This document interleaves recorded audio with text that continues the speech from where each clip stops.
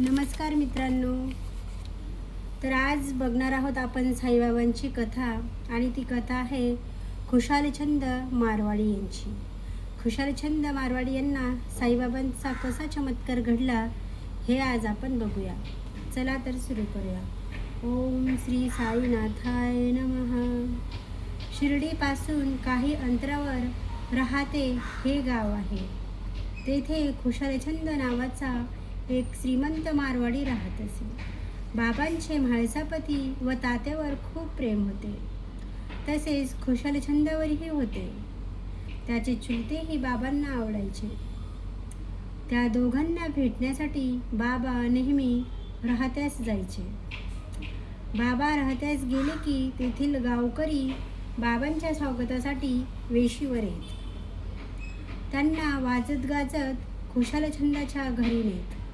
तेथे बाबांची पूजनादी सेवा होई, आदरातिथ्य होई. खुशालचंदाच्या घरी काही काळ घालवून बाबा शिर्डीत परत येत. कधी कधी खुशालचंदही बाबांना भेटण्यासाठी शिर्डीत यायचा. एकदा बरेच दिवस तो शिर्डीत आला नाही म्हणून बाबा हरी सीताराम दीक्षितांना म्हणाले, तू टांगा घेऊन राहत्यास जा व खुशालचंदाला घेऊन ये. त्याला मी बोलावले आहे असे सांग. बाबांच्या आज्ञेनुसार दीक्षित राहत्यास गेले व खुशालचंदाला बाबाचा निरोप सांगितला.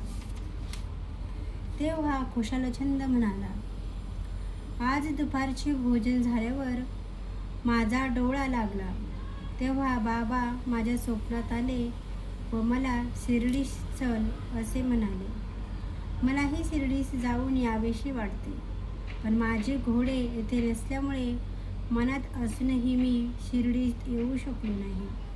तेव्हा दीक्षित म्हणाले, अहो, म्हणूनच बाबांनी मला टांगा घेऊन पाठवले. ते ऐकून खुशालचंदाच्या डोळ्यात पाणी आले.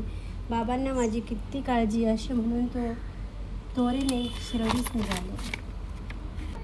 मित्रांनो, कथा कशी वाटली कमेंट करून नक्की सांगा. शेअर करा, सबस्क्राईब करा. चला तर बाय, भेटू उद्या पुढची कथा घेऊन.